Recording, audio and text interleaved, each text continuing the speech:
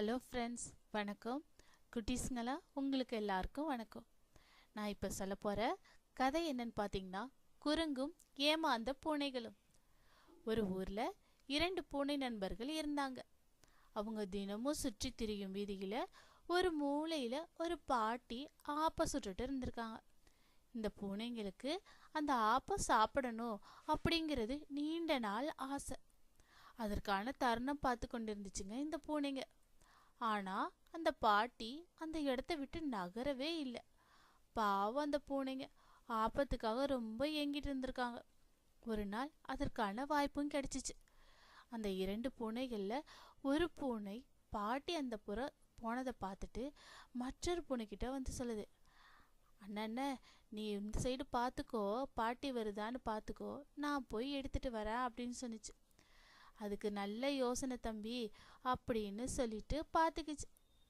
உடனேயே அந்த தம்பி பூனை போயிட்டு இன்னொரு பூனை போயிட்டு அந்த ஆப்பத்தை தெரியாமல் எடுத்துக்கிட்டு ராஜ நட போட்டு வருது. ஏன்னா இத்தனை நாள் அதுக்கு தானே காத்துட்டு இருந்தாங்க அந்த பூனைங்க. பல நாளைய ஆசை நிறைவேற்ற கொண்டாட்டத்தில் இருவருக்கும் ரொம்ப சந்தோஷம். அதை சாப்பிட நினைச்சாங்க. ஒரு ஆப்பத்தை எப்படி 2 பேரும் சாப்பிடுவது அப்படின்னு நினச்சிட்டு இருந்திருக்காங்க. ஆளுக்கு பாதி வச்சுக்கொள்ளலாம், யார் பங்கிடுவது அப்படின்னு விவாதம் வந்தது. இருவருக்கும் ஒருத்தர் மேல ஒருத்தர் நம்பிக்கையே இல்லை. இதையெல்லாம் மரத்து மேலேருந்து ஒரு குரங்கு கவனிச்சுட்டு இருந்துச்சு.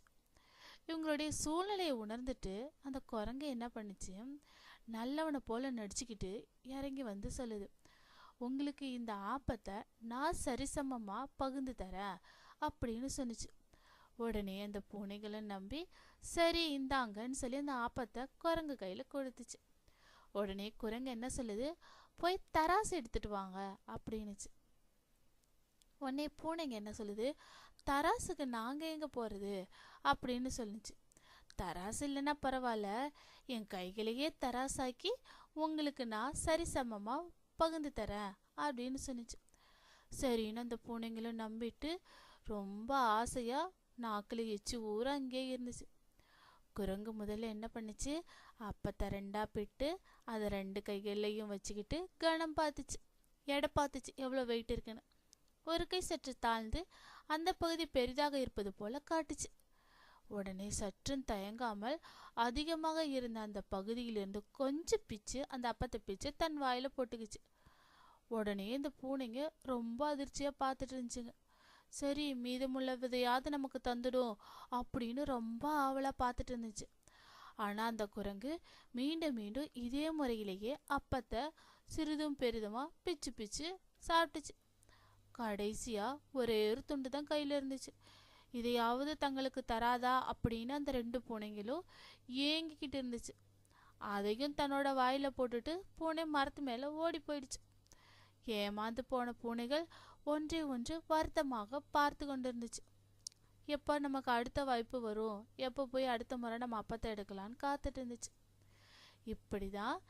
இப்படிதான் குழந்தைங்களே, நிறைய பேர் வரப்பு தகராறு, வாய்க்கால் தகராறுன்னு சின்ன சின்ன விஷயங்களுக்கெல்லாம் தன்னுடைய சகோதரர்கள் அல்லது சக மனிதர்கள் கிட்ட சண்டை போட்டுட்டு இருக்காங்க.